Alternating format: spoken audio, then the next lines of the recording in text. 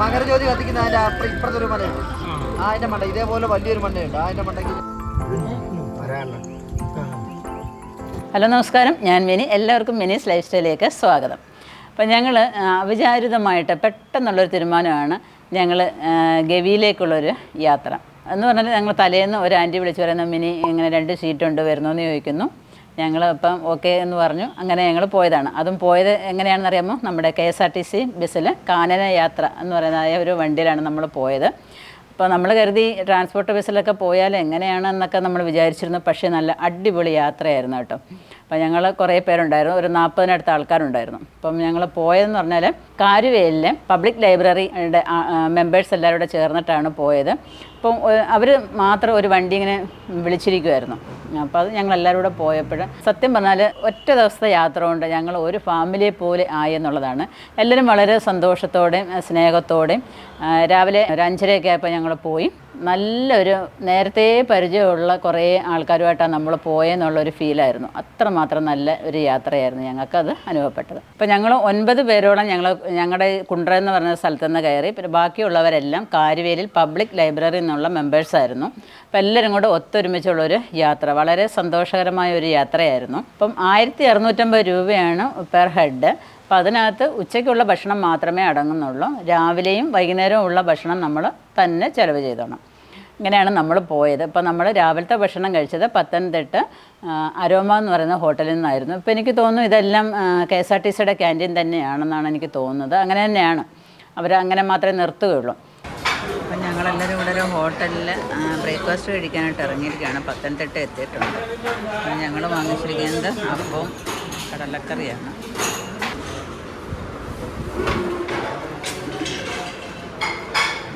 അപ്പം നല്ല ഭക്ഷണമൊക്കെ ആയിരുന്നു. പിന്നെ അവിടുന്ന് നമ്മൾ യാത്രയൊക്കെ ചെയ്തു. നല്ല വഴിയോര കാഴ്ചകൾ, പ്രകൃതി രമണീയമായ കാഴ്ചകളൊക്കെ കണ്ടുകൊണ്ട് നമ്മൾ യാത്ര തുടർന്നു. ഇവിടെ മലയിൽ നിന്ന് ഒഴുകി വരുന്നതൊക്കെ എന്തോ നല്ലൊരു ആറിങ്ങനെ ഒഴുകുന്നുണ്ട്. നല്ല ശുദ്ധമായ വെള്ളമാണ് കേട്ടോ. കാണാൻ നല്ല ഭംഗിയുണ്ട്. കാട്ടിൽ നിന്നേ ഇങ്ങനെ വരുന്നതാണ്.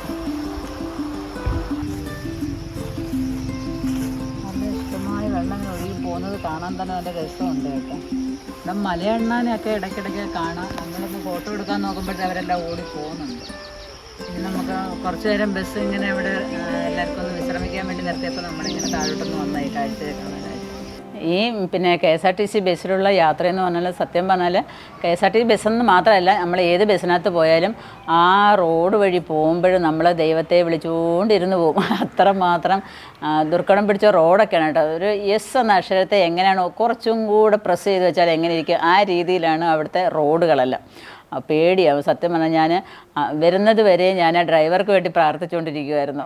ഡ്രൈവർക്ക് ഒരു കുഴപ്പവും പറ്റല്ലേന്നായിരുന്നു, ഓടിക്കാനുള്ള ശക്തിയും ബലവും കൊടുക്കണേന്നായിരുന്നു എൻ്റെ ഒരു പ്രാർത്ഥന. എന്നാലും നമ്മുടെ കണ്ടക്ടറായ അഭിജിത്തും ഡ്രൈവറായ നിസാറും വളരെ നല്ല 2 വ്യക്തികളായിരുന്നു. അപ്പം അഭിജിത്ത് എന്ന് പറഞ്ഞാൽ അതിനകത്തിരിക്കുന്ന മനുഷ്യരൊന്നും വെറുതെ ഇരിക്കാൻ സമ്മതിക്കത്തേ ഇല്ല. എപ്പോഴും നല്ല ആക്റ്റീവായിട്ട്, പുള്ളി നല്ല ആക്റ്റീവായിരുന്നു. ഡാൻസ് കളിക്കണോ, പാട്ട് പാടണോ, തുള്ളണോ, ചാടണോ, എന്ത് വേണമെങ്കിലും റെഡിയായിരുന്നു. അതുതന്നെ പിന്നെ നമ്മുടെ ഡ്രൈവർ നിസാർ ഓരോ സ്ഥലത്തും നമ്മളെ നിർത്തി വണ്ടിയിലിരുന്ന് കാണേണ്ട കാഴ്ചകളെല്ലാം നമ്മളെ നല്ല രീതിയിൽ കാണിച്ചു തന്നു. പിന്നെ നമുക്ക് എവിടെ വ്യൂ പോയിന്റിലൊക്കെ നിർത്തേണ്ടിയെടുത്ത് നമ്മളെല്ലാവരും ഇറങ്ങി എല്ലാ കാഴ്ചകളും നമ്മൾ കണ്ടു. പ്രകൃതിയുടെ ഓരോ വിളയാട്ടമെന്ന് പറഞ്ഞാൽ എന്ത് രസമായിട്ടാണ്. ഓരോ നമ്മൾ മനുഷ്യൻ്റെ കൈവേലയൊന്നും അല്ല, അത് പ്രകൃതി തന്നെ ഒരുക്കി വെച്ചിരിക്കുന്നതായ ഓരോ കാഴ്ചകൾ കാണാൻ വളരെ ഭംഗിയാണ്. ഓരോ സീനറിയൊക്കെ ഒന്ന് നമ്മൾ കണ്ടാൽ അവിടെ നിന്ന് പോകും. ഫോട്ടോഗ്രാഫറൊക്കെ ഉണ്ടെന്നുണ്ടെങ്കിൽ അവിടെ നിന്ന് ആ സീനറിയൊക്കെ എടുക്കും. അത്ര ഭംഗിയാണ് അവിടുത്തെ സീനറികളൊക്കെ കാണാനായിട്ട്. പിന്നെ പണ്ട് ഈ കക്കി ഡാമിൽ നിന്നും മൂടിയ ഡാമിലേക്ക് ജലം കൊണ്ടുവരുന്നതിന് വേണ്ടി പെൻസ്റ്റോക്ക് പൈപ്പുകളൊക്കെ നിർമ്മിച്ചിട്ടുണ്ട്. പിന്നെ അതല്ലാതെ ഭൂമിക്കടിയിലൂടെ ടണൽ നിർമ്മിച്ചായിരുന്നു. ഈ ടണൽ രണ്ട് ഭാഗമായതിനാൽ അവർ പണി പകുതി വെച്ച് ഉപേക്ഷിച്ച് കോടതിയുടെ ഉത്തരവ് പ്രകാരം അവിടെ പകുതി വെച്ച് പണി നിർത്തിയിട്ട് നിർത്തിയ കുറെ മെഷീനറി സാധനങ്ങളൊക്കെ അവിടെ കിടക്കുന്നുണ്ട്. എൻ്റെ മെഷീനും കാര്യങ്ങളൊക്കെ ഇതിന് മുമ്പ് ആരുടെ ഒരാൾ എൻ്റെ അടുത്ത് വന്നിട്ടുണ്ടെന്ന് പറഞ്ഞത്. വേറെ അവിടെ കിടപ്പം കണ്ടിട്ടില്ലേ മെഷീൻ? അത് ഉപേക്ഷിച്ചിട്ട് പോയത് സംഭവം. രണ്ട് കക്കി ഡാമിൽ നിന്ന് പത്രത്തിനായിട്ട് കൊണ്ടുവരുന്നതിന് ടണൽ രണ്ട് സൈഡിൽ നിന്ന് കുഴിച്ചു വന്നപ്പോഴത്തേക്ക് രണ്ട് ദിശയായി പോയി. അപ്പൊ രണ്ടുകൂടെ ഒത്തുചേരാതെ വന്നപ്പോഴത്തേക്ക് അത് കേസ് കൊടുത്തു. കേസിന് അത് രണ്ടുപേരും അവർ പറഞ്ഞ അവരുടെ കുഴപ്പമാണ്, ഇങ്ങോട്ട് ഇങ്ങോട്ട് കുറ്റപ്പെടുത്തി. അങ്ങനെ രണ്ടുപേരും പണി നിർത്തി വെച്ച് ആ മിഷനും കാര്യങ്ങളെല്ലാം അവിടെ ഉപേക്ഷിച്ച് പോയിട്ടുണ്ട്. അത് നമുക്ക് കാണാം. പിന്നെ അല്ലാതെ കുറേ കാര്യങ്ങളൊക്കെ ഉണ്ട്. അതല്ല, ഞാൻ ഓരോ സ്ഥലങ്ങളെത്തുമ്പോഴും നിങ്ങൾക്ക് പറഞ്ഞു തരാം.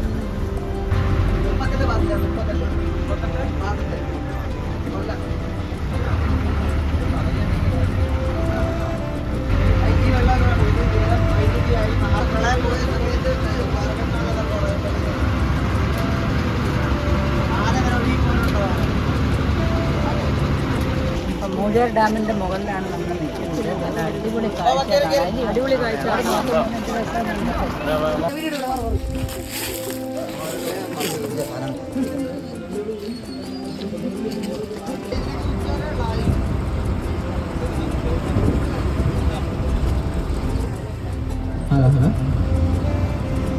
ഇത് വൈദ്യുതി ഉൽപ്പാദിച്ചതിന് ശേഷം വരുന്ന ജലങ്ങളല്ല കേട്ടോ. വൈദ്യുതി ആയി മാറിയതിന് ശേഷം നമ്മുടെ വലതുവശത്ത് കാണുന്ന അകത്തൂടാണ് നമ്മൾ ശബരിഗിരി പ്രോജക്റ്റിലേക്ക് പോകുന്നത്, കറണ്ട് ഉൽപ്പാദിപ്പിക്കുന്നത്. കത്തി ഡാമിൽ നിന്ന് മൂഴിയാർ ഡാമിലേക്ക് വെള്ളം കൊണ്ടുപോകുന്നത്.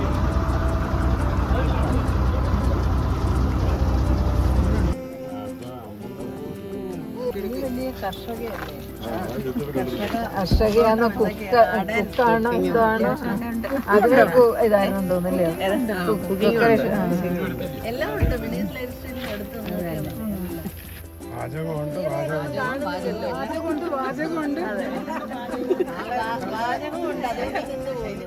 പിന്നെ നമുക്ക് ഭാഗ്യത്തിന് നമുക്ക് അധികം മൃഗങ്ങളെ ഒന്നും കാണാനായിട്ടൊന്നും സാധിച്ചില്ല. അവിടെ മാനുണ്ടായിരുന്നു, പിന്നെ എന്താണ് നമ്മുടെ മലയണ്ണാനുണ്ടായിരുന്നു, കരിങ്കുരങ്ങ് അവിടെ ഇവിടെയൊക്കെ ഇഷ്ടംപോലെ ഓടുന്നുണ്ട്, പിന്നെ കാട്ടുകോഴികൾ, കാട്ടുമൈന, ഇങ്ങനെയൊക്കെ കുറേ സാധനങ്ങളൊക്കെ ഉണ്ട്. അപ്പം അതിനെല്ലാത്തിനും നമുക്ക് നമ്മുടെ മൊബൈലൊക്കെ ഓൺ ചെയ്ത് വരുമ്പോഴത്തേക്ക് അവരൊക്കെ കാട്ടിലോട്ടൊക്കെ അങ്ങ് കയറിപ്പോവും. അപ്പം നമുക്ക് അവരെയൊന്നും വ്യക്തമായിട്ടൊന്നും എടുക്കാനായിട്ടൊന്നും സാധിച്ചില്ല. പിന്നെ ആന റോഡിലൊക്കെ നിൽപ്പുണ്ടെന്ന് പറഞ്ഞിട്ടുണ്ടായിരുന്നു, പക്ഷേ നമ്മൾ വന്നപ്പോഴത്തേക്ക് ആനയൊക്കെ കാട്ടിലോട്ടൊക്കെ കയറിപ്പോയി. അപ്പം നമ്മുടെ മുന്നിലായിട്ട് വന്ന ബസ്സുകാരൊക്കെ പറയുന്നുണ്ടായിരുന്നു ഇതേപോലെ അവിടെ ആന നിൽപ്പുണ്ട് എന്ന് പറയുന്നുണ്ടായിരുന്നു, പക്ഷെ നമുക്കതിനൊന്നും കാണാനായിട്ട് സാധിച്ചില്ല.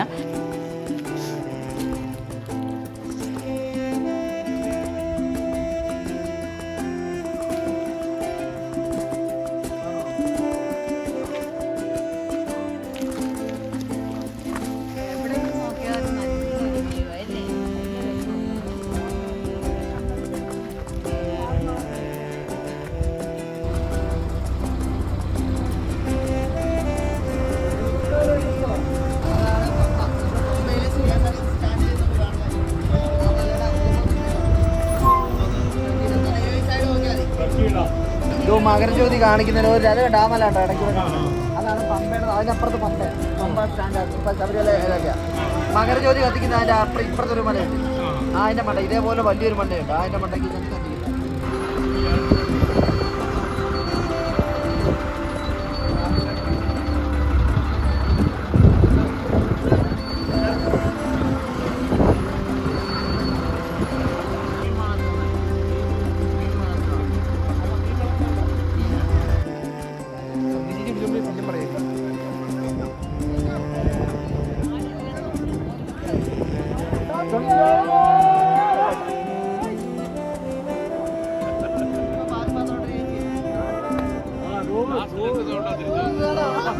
എന്തായാലും നല്ലൊരു അടിപൊളി യാത്രയായിരുന്നു. അപ്പോൾ നമ്മുടെ ഗവിയിൽ എത്തിയിട്ടാകുമ്പോൾ നമ്മൾ ഓരോരുത്തർ ഇങ്ങനെ നിർത്തുമ്പോൾ വിചാരിക്കും ഇതാ ഗവി എന്ന് വിചാരിക്കും. അതല്ല, ഗവി പോയി അങ്ങ് അവസാനം ചെല്ലുമ്പോഴാണ് ഗവി എന്ന് പറഞ്ഞാൽ അങ്ങ് വലിയൊരു സ്റ്റേഷനോ അങ്ങനെയൊന്നും അല്ല കേട്ടോ. ഗവി ടൗൺ എന്നൊക്കെ പറഞ്ഞാൽ വളരെ ചെറിയ ഒരു നമ്മുടെ ഇവിടെ നിന്ന് പറഞ്ഞാൽ എന്താ ഒരു കൊച്ചു കടമാതിരി ഒരു 3-4 കടമുറികൾ ഇങ്ങനെ വെച്ചേക്കുന്നേ ഉള്ളൂ ഗവി ടൗൺ എന്ന് പറഞ്ഞാൽ. അതിനകത്ത് തന്നെ ബാങ്കും അതേപോലെ തന്നെ നീതി സ്റ്റോറ്, പിന്നെന്താണ് റേഷൻ കട, എല്ലാ സംഭവങ്ങളും എല്ലാം അതിനകത്ത് തന്നെ ഉണ്ട്. അങ്ങനെയാണ് അവിടുത്തെ ടൗൺ എന്ന് പറഞ്ഞാൽ. അപ്പോൾ അവിടെ ജനങ്ങൾ അധികം എന്ന് പറഞ്ഞാൽ അധികം ആൾക്കാരൊന്നും താമസമൊന്നുമില്ല, ആദിവാസികളാണ് കൂടുതലും. പിന്നെ അവിടെ ഒരു സ്കൂളും ഒക്കെ കണ്ടു, ഒരു വലിയ നേരത്തെ പഴയ ഒരു സ്കൂളിനെ പുതുതാക്കിയൊക്കെ വെച്ചേക്കുന്നത്. അത് ആദിവാസി കുട്ടികളാണ് പഠിക്കുന്നതെന്നാണ് പറയുന്നത്. അധികം കുട്ടികളൊന്നുമില്ല, 10 കുട്ടികളൊക്കെ പഠിക്കുന്നതേ ഉള്ളെന്നൊക്കെ നമ്മൾ അവിടെ അറിയാനായിട്ട് സാധിച്ചത്. പിന്നെ ഗവിയിൽ നമ്മൾ എത്തിയിട്ട് അവിടെ ബോട്ടിംഗ് ഒക്കെ ഉണ്ടായിരുന്നു. അവിടെ ബോട്ടിങ്ങും ഒക്കെ കഴിഞ്ഞ് നമ്മൾ കുറച്ച് പേര് ബോട്ടിങ്ങിന് മുമ്പ് ഭക്ഷണം കഴിച്ചു, കുറച്ച് പേര് ബോട്ടിങ് കഴിഞ്ഞിട്ട് ഭക്ഷണം കഴിച്ചു. അവിടെ നല്ല തിരക്കായിരുന്നു. വേറെ ഒരു KSRTC ബസ്സും കൂടെ ചെങ്ങന്നൂരിൽ നിന്ന് വന്നിട്ടുണ്ടായിരുന്നു. അപ്പം അതിലെ ജനങ്ങളും അല്ലാത്ത കുറച്ച് പേരൊക്കെ ഉണ്ടായിരുന്നു. നമ്മൾ ബോട്ടിങ്ങിന് വേണ്ടി പോവുകയാണ്. ആദ്യം ഭക്ഷണം കഴിച്ചിട്ട് ബോട്ടിങ്ങിന് പോകുന്നതായിരുന്നു പ്ലാന്. പക്ഷേ അവിടെ നല്ല തിരക്കാണ്. ബോട്ടിങ് കഴിഞ്ഞിട്ട് വന്നിട്ട് ഈ ഭക്ഷണം കഴിക്കും. നോക്കട്ടെ ബോട്ടിങ് എങ്ങനെയുണ്ട്.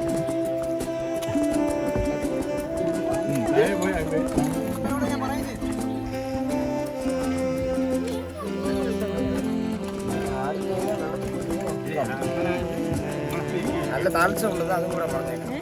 നല്ല താമസമുള്ളത് പേടിയുണ്ടോ? പുറകിൽ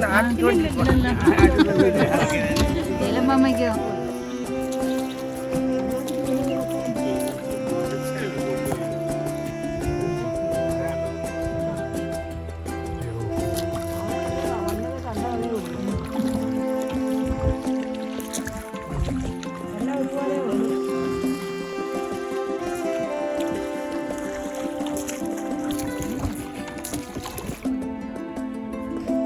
എല്ലാവരും കൂടെ ഒക്കെ ആയപ്പോഴത്തേക്ക് അവിടെ നല്ലൊരു കുറച്ച് സമയം നല്ല തിരക്കായിരുന്നു.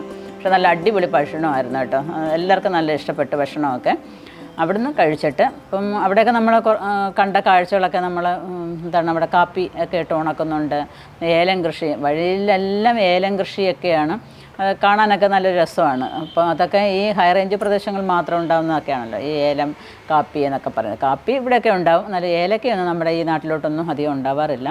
അപ്പോൾ അവിടെയൊക്കെ അതെല്ലാം ഇഷ്ടംപോലെ കാണാനായിട്ട് സാധിക്കും. പിന്നെ അതേപോലെ ഇഷ്ടംപോലെ ചെടികൾ, ഇഷ്ടംപോലെ പൂക്കളും ഒക്കെ ആയിട്ട് ഇങ്ങനെ നിൽക്കുന്നതൊക്കെ കാഴ്ചകളെ കാണാനായിട്ട് സാധിക്കും. ഇതിനിടയ്ക്ക് കൂടെ ഞങ്ങളൊരു കല്ലൻ വാഴയെ കണ്ടു കേട്ടോ. ഞാൻ അങ്ങനെ കണ്ടിട്ടില്ല ഈ വാഴ. നല്ല ഔഷധ ഗുണമുള്ള ഒരു വാഴയാണെന്നാണ് അവിടെ നിന്ന് ഒരു സ്ത്രീ പറഞ്ഞത്. അതിൻ്റെ വിത്തെടുത്തിട്ട് ഉണക്കി പൊടിച്ച് പാലിൽ കാച്ചി കുടിച്ചാൽ സ്റ്റോണിനും ഒക്കെ നല്ലതാണെന്നാണ് അവർ പറഞ്ഞത്. പിന്നെ ഗവിയിലെ യാത്രയൊക്കെ കഴിഞ്ഞിട്ട് തിരിച്ചും വീണ്ടും ഇതേപോലെ നമ്മൾ യാത്ര ചെയ്ത് യാത്രയിലുടനീളം നല്ല ഭംഗിയാണ് കാണാനായിട്ട്. തേയിലത്തോട്ടങ്ങൾ നമ്മൾ കണ്ട് നിന്ന് പോകും. പക്ഷേ ബസ്സൊന്നും അങ്ങനെ നിർത്തി അവിടെ കാണാനുള്ള ഒരു സാഹചര്യമൊന്നുമല്ല. പക്ഷേ അത് നമ്മൾ ഇങ്ങനെ കഴിവിൻ്റെ പരമാവധിയൊക്കെ നമ്മൾ ഇങ്ങനെ വീഡിയോ ഒക്കെ എടുത്തു പോരുന്നു. നല്ല രസം കേട്ടോ. അത് നട്ടേക്കുന്നത് കാണാൻ തന്നെ ഒരു പ്രത്യേക ഒരു ഭംഗി തന്നെയാണ്. അങ്ങനെ വഴിയോര കാഴ്ചകളൊക്കെ കണ്ട് നമ്മൾ പരുന്തുംപാറ വന്നു. പരുന്തുംപാറ നമ്മൾ നേരത്തെ പോയിട്ടുണ്ടായിരുന്നു. അപ്പോൾ സുബിനും ഞങ്ങളെല്ലാവരുമായിട്ട് 2 കുടുംബമായിട്ട് നേരത്തെ പോയിട്ടുണ്ടായിരുന്നു. പക്ഷേ പരുന്തുംപാറ ചെന്നിട്ട് നമുക്ക് അവിടുത്തെ കാഴ്ച കാണാൻ പറ്റില്ല. അതൊന്ന് കാണാനുള്ള കാഴ്ചയാണ് കേട്ടോ ഈ പരുന്തുംപാറ എന്ന് പറഞ്ഞാൽ. അതും ഈ പറഞ്ഞമാതിരി പ്രകൃതിയുടെ ഒരു വിളയാട്ടമെന്ന് പറഞ്ഞാൽ മതി. അത്രമാത്രം അഗാധമായ ഒരു ഗർത്തം. അതിന് മേളിൽ നിന്ന് താഴോട്ട് നോക്കുമ്പോൾ സത്യം പറഞ്ഞാൽ നമുക്ക് പേടിയായിപ്പോൾ. അത്രമാത്രം ഒരു കുഴിയാണത്. ഇപ്പോൾ ഞങ്ങൾ എത്തിയിരിക്കുന്നത് പരുന്തുംപാറയാണ്. പരുന്തുംപാറയിൽ അഗാധമായ ഗർത്തമാണ് കേട്ടോ. കഴിഞ്ഞ ഒരു പ്രാവശ്യം ഞങ്ങൾ എല്ലാവരും കൂടെ വന്നിട്ടുണ്ടായിരുന്നു. ഇവനും സുബിനും പപ്പയും എല്ലാവരും കൂടെ. പക്ഷേ നമുക്ക് അന്ന് വന്നപ്പോൾ ഇവിടെ അങ്ങ് പെട്ടെന്ന് മഞ്ഞ് മൂടിപ്പോയായിരുന്നു അല്ലേ, കോടമഞ്ഞായിപ്പോയി, ഒന്നും കാണാൻ പറ്റില്ല. അപ്പോൾ ഇതാണ് ഇവിടുത്തെ ഒരു അഗാധമായ ഗർത്തം എന്ന് പറയുന്നത്. എന്തൊരു കാഴ്ച. നമുക്ക് മുകളിലോട്ട് പോയിട്ട് ഒന്നുകൂടെ കാണാം നല്ല വിശദമായിട്ട്. എന്തോരം കാഴ്ച കാണാനുള്ള കാഴ്ച തന്നെ. നമ്മുടെ അടിവാരത്ത് നിന്ന് എത്രയോ നേരത്തിലാണ് നിൽക്കുന്നത് ഇല്ലയോ.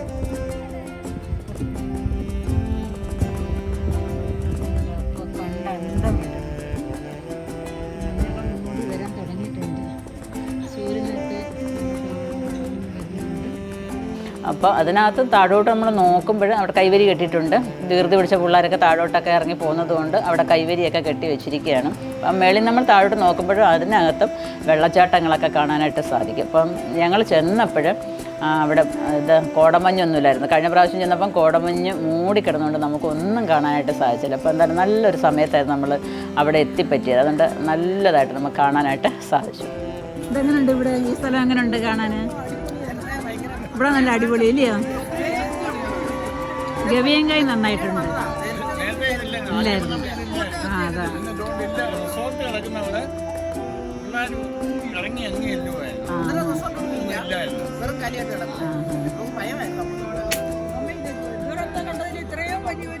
അതെ.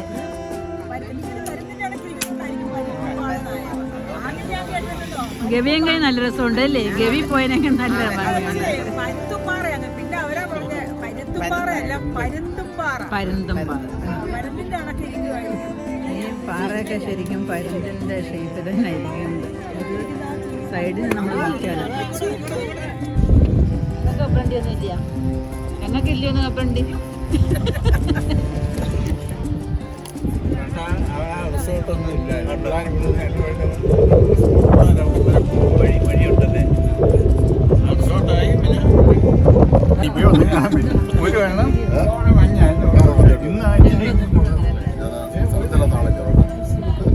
ഈ കുടമഞ്ഞ് ചിലപ്പോൾ പെട്ടെന്ന് മാറും. അപ്പോൾ നമ്മുടെ കൂട്ടുകാരെല്ലാം ഉണ്ടായിരുന്നു. കൂട്ടുകാരെന്ന് പറഞ്ഞാൽ എനിക്ക് അവരെ ഒന്നും അറിയത്തില്ല, പക്ഷേ അവർക്കെല്ലാം എന്നെ നല്ലതുപോലെ അറിയാം.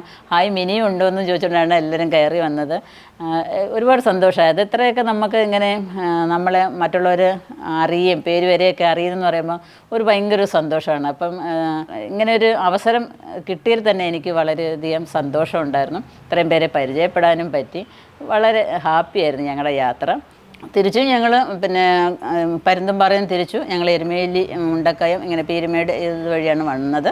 അപ്പം പത്തനംതിട്ടയ്ക്കൊക്കെ മുമ്പായിട്ട് വന്നിട്ട് വീണ്ടും നമ്മൾ ഭക്ഷണമൊക്കെ കഴിച്ചു. എല്ലാവരും ചപ്പാത്തി, എല്ലാവർക്കും അവനവന് ഇഷ്ടമുള്ളത് വാങ്ങിച്ച് കഴിക്കാം, കാരണം നമ്മൾ തന്നെയാണല്ലോ പേ ചെയ്യുന്നത്. അപ്പോൾ അങ്ങനെ വാങ്ങിച്ച് കഴിച്ചു. തിരിച്ച് ഞങ്ങൾ ഒരു 10:30-11 മണിയൊക്കെ ആയപ്പോഴത്തേക്ക് വീണ്ടും ഞങ്ങൾ പബ്ലിക് ലൈബ്രറിയിൽ എത്തിച്ചേർന്നു. സത്യം പറഞ്ഞാൽ ഓരോരുത്തരും ഇറങ്ങി പോകുമ്പം വലിയൊരു സങ്കടം മാതിരിയായിരുന്നു. കുടുംബത്തിലെ ഓരോ അംഗങ്ങൾ ഇറങ്ങി പോകുന്ന മാതിരിയായിരുന്നു. അവർക്കും അതേപോലെ ഇനിയും ഇതേപോലെ നമുക്ക് ടൂറിനൊക്കെ പോകണം എന്നൊക്കെ പറഞ്ഞിട്ട് എല്ലാവരും വളരെ ഹാപ്പിയായിട്ടാണ് പിരിഞ്ഞത്. അതുതന്നെ വണ്ടിക്കകത്താണെന്നുണ്ടെങ്കിലും പ്രായഭേദമന്യേ എല്ലാവരും കിടന്ന ഡാൻസുകൾ. ഒരു ചേച്ചി ഉണ്ടായിരുന്നു കേട്ടോ, എല്ലാവരെയും കഴിച്ചൊരു മൂത്ത ചേച്ചിയായിരുന്നു. ആ ചേച്ചിക്കാണെങ്കിൽ ഇരിക്കപ്പുറതിയിലായിരുന്നു നല്ല. ആ ചേച്ചിക്കാണെങ്കിൽ പാട്ട് കേൾക്കുമ്പോൾ ഉടനെ നല്ല ഡാൻസ് കളിയായിരുന്നു, നല്ല എൻജോയ്മെൻ്റ് ആയിരുന്നു. പിന്നെ എല്ലാവരും പിന്നെ അങ്ങോട്ട് പോയപ്പോഴും തന്നെ ആണെങ്കിലും അന്താക്ഷരിയൊക്കെ ഉണ്ടായിരുന്നു. പ്രത്യേകിച്ച് സുജയെ എടുത്ത് പറയേണ്ട ഒരു വ്യക്തിയാണ്. സുജ നല്ല അടിപൊളിയായിട്ട് പാടി, നല്ലൊരു പാട്ടുകാരിയാണ് സുജ.